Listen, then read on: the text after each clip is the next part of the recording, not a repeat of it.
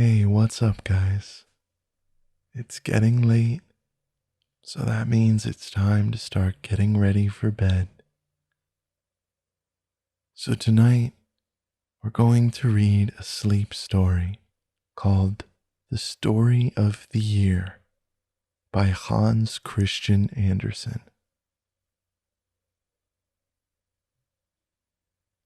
Get yourself nice and comfortable and get ready to drift to sleep as we enjoy the story.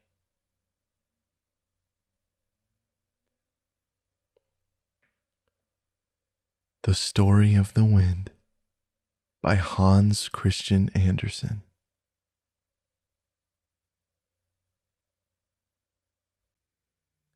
It was near the end of January, and a terrible fall of snow was pelting down and whirling through the streets and lanes. The windows were plastered with snow on the outside. Snow fell in masses from the roofs. Everyone seemed in a great hurry. They ran, they flew, fell into each other's arms, holding fast for a moment as long as they could stand safely. Coaches and horses looked as if they had been frosted with sugar. The footmen stood with their backs against the carriages so as to turn their faces from the wind. The foot passengers kept within the shelter of the carriages, which could only move slowly on in the deep snow.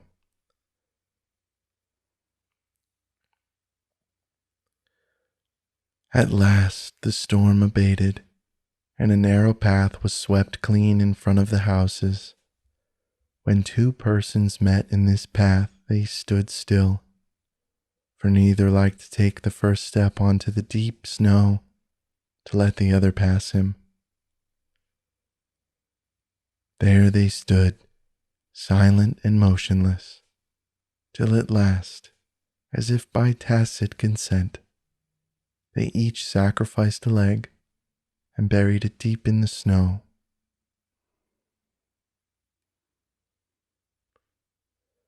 Toward evening, the weather became calm. The sky, cleared from the snow, looked more lofty and transparent, while the stars shone with new brightness and purity.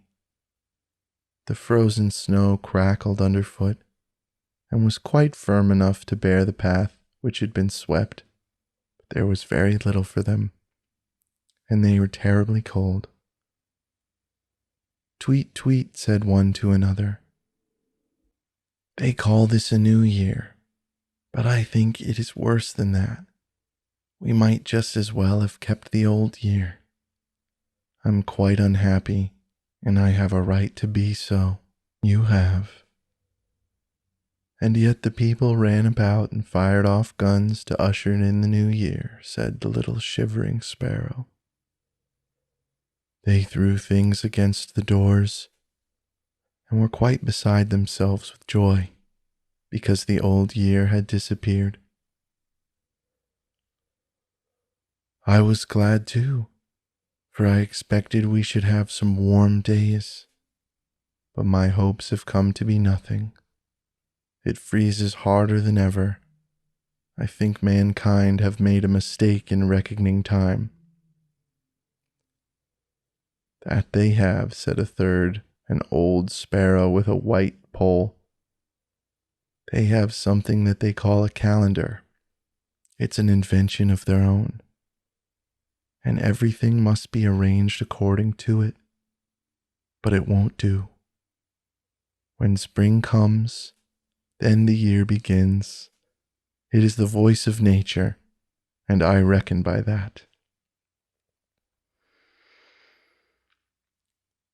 But when will spring come? Asked the others. It will come when the stork returns, but he is very uncertain, and here in the town, no one knows anything about it. In the country, they have more knowledge. Shall we fly away there and wait? We shall never be nearer to spring then, certainly. That may be all very well, said another sparrow who had been hopping about for a long time, chirping but not saying anything. But I have found a few comforts here in town which I'm afraid I should miss out on in the country. Here in this neighborhood, there lives a family of people who have been so sensible as to place 3 or 4 flower pots against the wall in the courtyard, so that the openings are all turned inward, and the bottom of each points outward. In the latter, a hole has been cut large enough for me to fly in and out. I and my husband have built a nest in one of these pots, and all of our young ones, who have now flown away, were brought up there. The people who live there, of course, made the whole arrangement that they might have the pleasure of seeing us, or they would not have done it. It pleased them also to strew breadcrumbs for us, and so we have food and may consider ourselves provided for.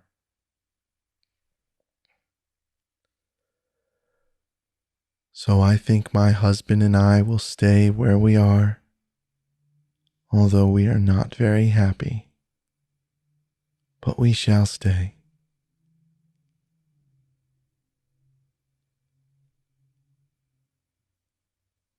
And we will fly into the country, said the others, to see if spring is coming. And away they flew.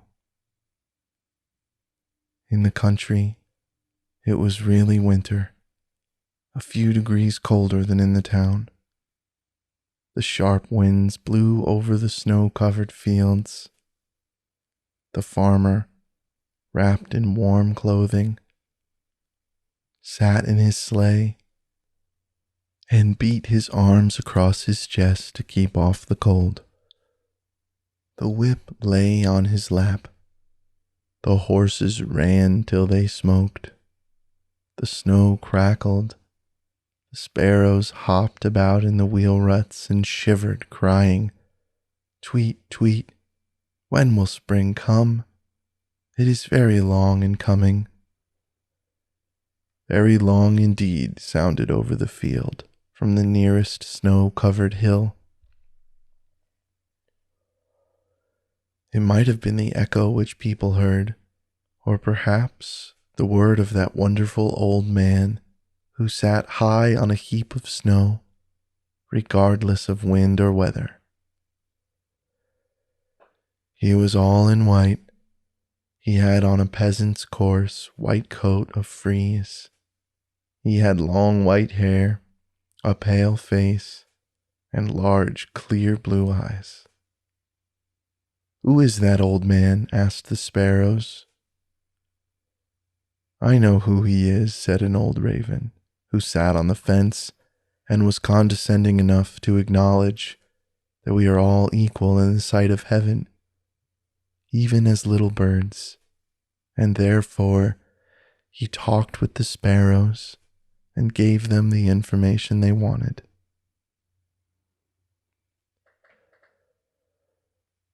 "I know who the old man is," he said. "It is Winter, the old man of last year. He is not dead yet, as the calendar says, but acts as a guardian to little Prince Spring who is coming. Winter rules here still. Ugh, the cold makes you shiver, little ones, does it not? There, did I not tell you so?" said the smallest of the sparrows. "The calendar is only an invention of man, and it is not arranged according to nature. They should leave these things to us. We are created so much more clever than they are." 1 week passed, and then another. The forest looked dark. The hard frozen lake lay like a sheet of lead. The mountains had disappeared, for over the land hung damp, icy mists. Large black crows flew about in silence. It was as if nature slept. At length a sunbeam glided over the lake, and it shone like burnished silver. But the snow on the fields and the hills did not glitter as before. The white form of winter sat there still, with his unwandering gaze fixed on the south. He did not perceive that the snowy carpet seemed to sink as if it were into the earth, that here and there a little green patch of grass appeared, and that these patches were covered with sparrows. Tweet, tweet, is spring coming at last? Spring! How the cry resounded over field and meadow, and through the dark brown woods, where the fresh green moss still gleamed on the trunks of the trees. And from the south came the 2 first storks flying through the air. And on the back of each sat a lovely little child, a boy and a girl. They greeted the earth with a kiss, and wherever they placed their feet, white flowers sprung up from beneath the snow. Hand in hand they approached the old Iceman. Winter embraced him and clung to his breast. And as they did so, in a moment, all 3 were enveloped in a thick, damp mist, dark and heavy, that closed over them like a veil. The wind arose mighty, rustling tones and cleared away the mist. Then the sun shone out warmly. Winter had vanished away, and the beautiful children of spring sat on the throne of the year. This is really a new year, cried all the sparrows. Now we shall get our rights and have some return for what we suffered in winter. Wherever the 2 children wandered, green buds burst forth on bush and tree, the grass grew higher, and the cornfields become lovely and delicate green. Little maiden strewed flowers in her path. She held her apron before her. It was full of flowers. It was as if they sprung into life there, for the more she scattered around her, the more flowers did her apron contain. Eagerly she showered snowy blossoms over apple and peach trees, so that they stood in full beauty before ever their green leaves had burst from the bud. Then the boy and girl clapped their hands, and troops of birds came flying by. No one knew from whence, and they all twittered and chirped, singing, "Spring has come! How beautiful everything was!" Maybe an old dame came forth from her door into the sunshine and shuffled about with great delight, glancing at the golden flowers which glittered everywhere in the fields, as they used to do in her young days.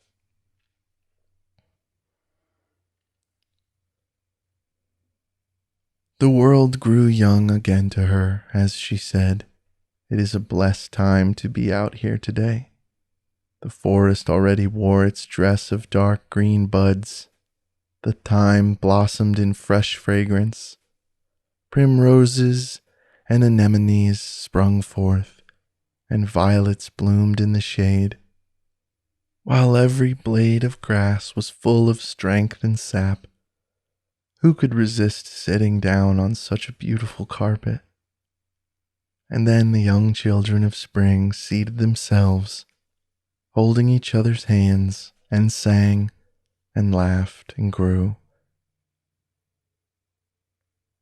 A gentle rain fell upon them from the sky, but they didn't notice it, for the raindrops were their own tears of joy. They kissed each other and were betrothed, and in the same moment the buds of the trees unfolded, and when the sun rose, the forest was green. Hand in hand, the two wandered beneath the fresh pendant canopy of foliage, while the sun's rays gleamed through the opening of shade in changing and varied colors. The delicate young leaves filled the air with refreshing odor.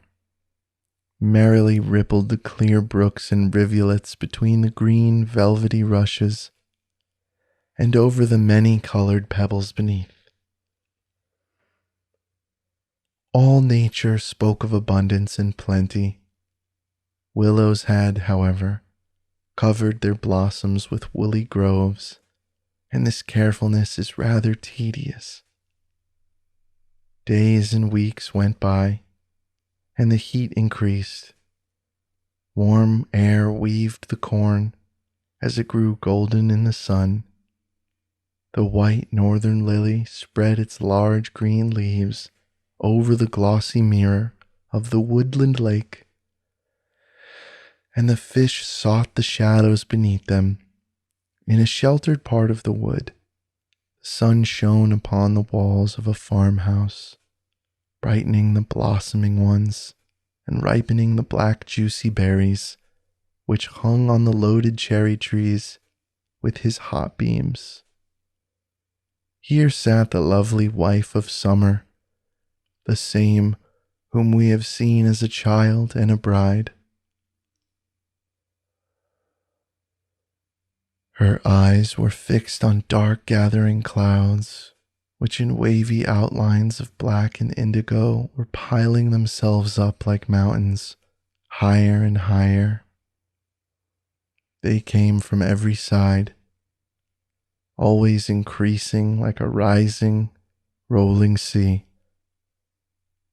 Then they swooped towards the forest, where every sound had been silenced as if by magic, every breath hushed, every bird mute.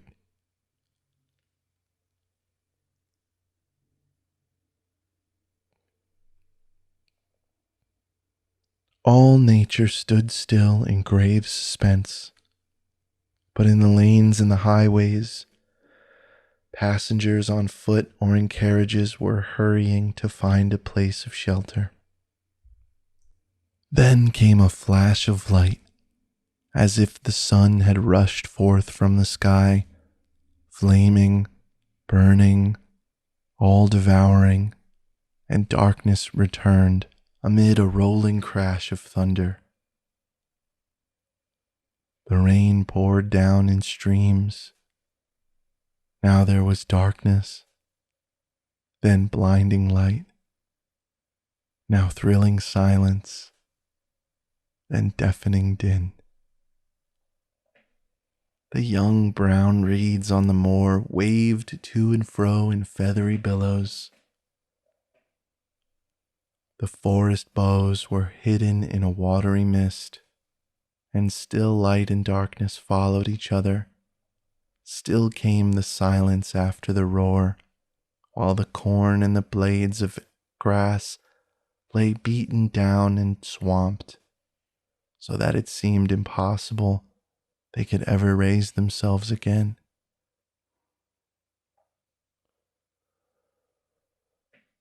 But after a while, the rain began to fall gently. The sun's rays pierced the clouds, and the water drops glittered like pearls on leaf and stem. The birds sang, the fishes leaped up to the surface of the water, the gnats danced in the sunshine, and yonder, on a rock by the heaving salt sea, sat Summer himself, a strong man with sturdy limbs and long, dripping hair. Strengthened by the cool bath, he sat in the warm sunshine, while all around him renewed nature bloomed strong, luxuriant and beautiful. It was summer, warm, lovely summer. Sweet and pleasant was the fragrance wafted from the clover field, where the bees swarmed round the ruined tower.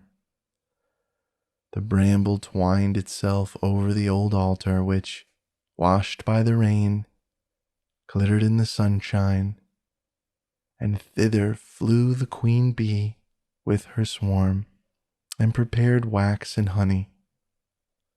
But Summer and his bosom wife saw it with different eyes. To them the altar table was covered with offerings of nature. The evening sky shone like gold. No church dome ever gleamed so brightfully, and between the golden evening and the blushing morning there was moonlight. It was indeed summer. And days of weeks passed. The bright scythes of the reapers glittered in the cornfields. The branches of the apple trees bent low, heavy with the red and golden fruit. The hop, hanging in clusters, filled the air with sweet fragrance, and beneath the hazel bushes, where nuts hang in great bunches, rested a man and a woman. Summer and his grave consort. "See," she exclaimed, "what wealth, what blessings surround us. Everything is home-like and good. And yet, I know not why, I long for rest and peace. I can scarcely express what I feel. They are already plowing the fields again. More and more the people wish for gain. See, the storks are flocking together and following the plow at a short distance. They are the birds from Egypt who carried us through the air. Do you remember how we came as children to this land of the north? We brought with us flowers and bright sunshine, and green to the forests. But the wind has been rough with them, and they are now dark and brown, like the trees of the south. But they do not, like them, bear golden fruit. Do you wish to see golden fruit?" said the man. "Then rejoice." And he lifted his arm. The leaves of the forest put on colors of red and gold, and bright tints covered the woodlands. The rose bushes gleamed with scarlet hips, and the branches of the elder trees hung down with the weight of the full dark berries. The wild chestnuts fell ripe from their dark green shells, and in the forests the violets bloomed for the second time.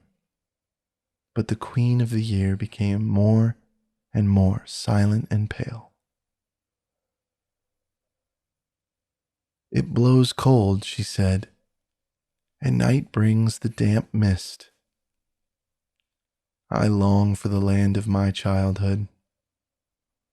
Then she saw the storks fly away, every one, and she stretched out her hands toward them.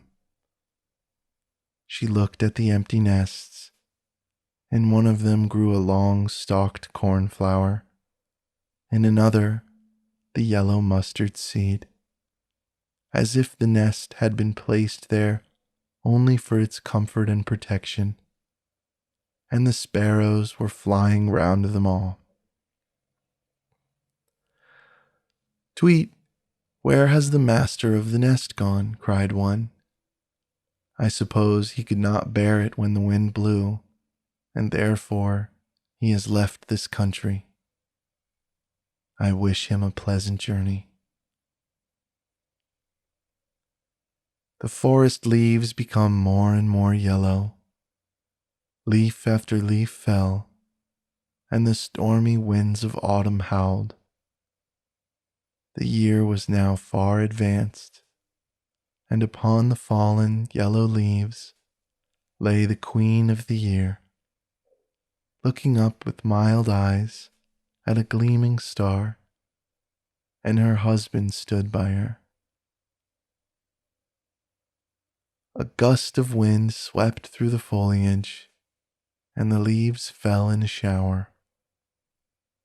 The summer queen was gone, but a butterfly, the last of the year, flew through the cold air.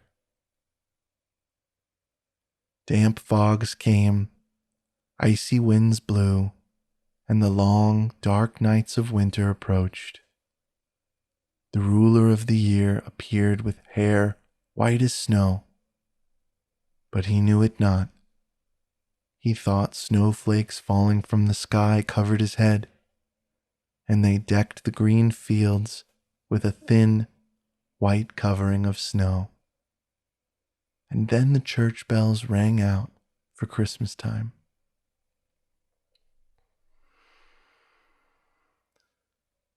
The bells are ringing for the newborn year, said the ruler. Soon will a new ruler and his bride be born, and I shall go to rest with my wife in yonder light-giving star. In the fresh, green fir wood, where the snow lay all around, stood the angel of Christmas, and concentrated the young trees that were to adorn his feast. May there be joy in the rooms and under the green boughs, said the old ruler of the year. In a few weeks, he had become a very old man, with hair as white as snow. My resting time draws near. The young pair of the year will soon claim my crown and scepter. But the night is still thine, said the angel of Christmas, for power, but not for rest. Let the snow lie warmly upon the tender seed. Learn to endure the thought that another is worshipped whilst thou art still Lord. Learn to endure being forgotten while yet thou alive. The hour of thy freedom will come when spring appears. And when will spring come? Asked Winter. It will come when the stork returns. And with white locks and snowy beard, cold, bent, and hoary, but strong as the wintry storm, and firm as the ice, old Winter sat on the snowdrift-covered hill, looking towards the south, where Winter had sat before, and gazed. The ice glittered, the snow crackled, the skaters skimmed over the polished surface of the lakes. Ravens and crows formed a pleasing contrast to the white ground, and not a breath of wind stirred. And in the still air, old Winter clenched his fists, and the ice lay fathoms deep between the lands. Then came the sparrows again out of the town and asked, "Who is that old man?" The ravens sat there still, or it might be his son, which is the same thing. And he said to him, "It is Winter, the old man of the former year. He is not dead, as the calendar says, but he is guardian to the spring, which is coming." "When will spring come?" asked the sparrows, "for we shall have better times then, and a better rule. The old times are worth nothing." And in quiet thought old Winter looked at the leafless forests, where the graceful form of bends of each tree and branch could be seen. And while Winter slept, icy mists came from the clouds, and the ruler dreamt of his youthful days and of his manhood. And in the morning dawn, the whole forest glittered with hoar frost, which the sun shook from the branches, and this was the summer dream of winter.